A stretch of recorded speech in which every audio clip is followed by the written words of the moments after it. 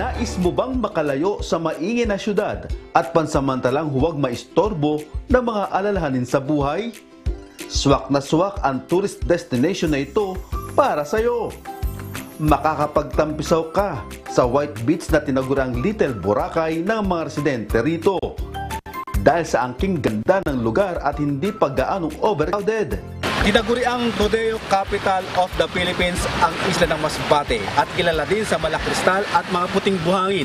Kagaya dito sa Tinigban Beach Resort sa Aroroy, Masbate. Matatagpuan ang mahigit 6 na kilometrong puting baybayin at malinis na tubig sa coastal barangay ng bayan ng Aroroy. 3 barangay ang nasasakop nito, ang mga barangay ng Kalanay, Tinigban at Mataba.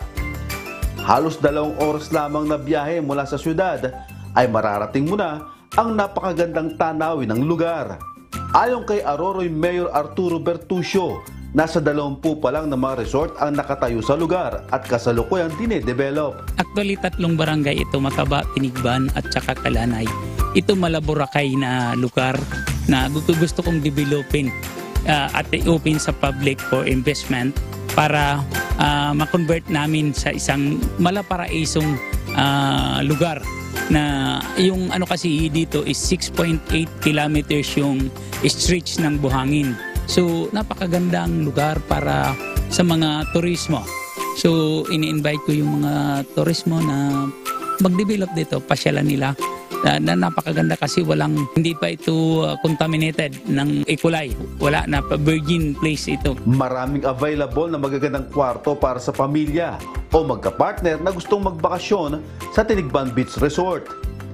Solar energy ang gamit ng resort, kaya walang brownout at kahit liblib na lugar ay meron din silang free wifi. Kung ang hilig mo naman ay water sports, subukan mo itong jet ski. Sa halagang 4,500 pesos, magagamit mo na sa 1 oras.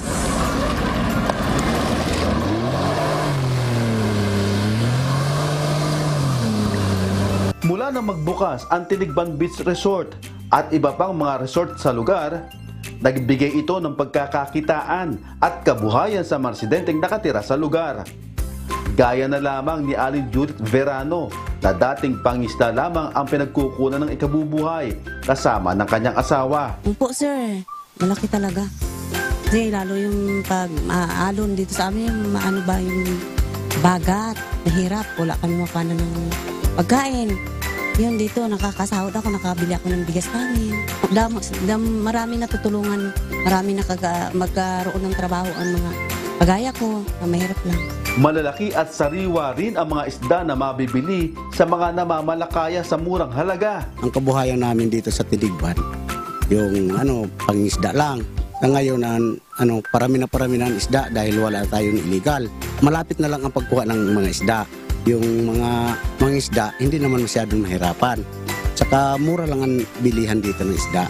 Hinihikayat naman ng lokal na pamahalaan ng Aroroy ang mga investor na naghahanap ng magandang mapagtatayuan ng beach resort business. Ina-encourage ko na tuklasin nyo yung Tinigban Resort. Not only Tinigban, Mataba.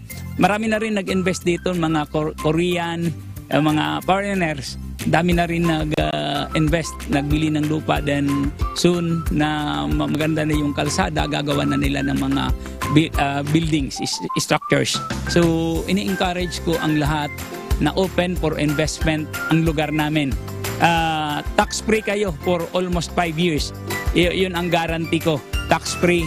Then lahat ng tulong na pwede gawin ng local government, tutulungan namin kayo. Doon sa mga permits, everything. Kasalukuyan namang ginagawa ang access road at linya ng kuryente sa coastal barangay na sakop ng Aroroy, Masbate. Diyos ang aming sandigan, serbisyo publiko ang aming pinahahalagahan. Mula rito sa Masbate, Jerry Galicia, humahataw!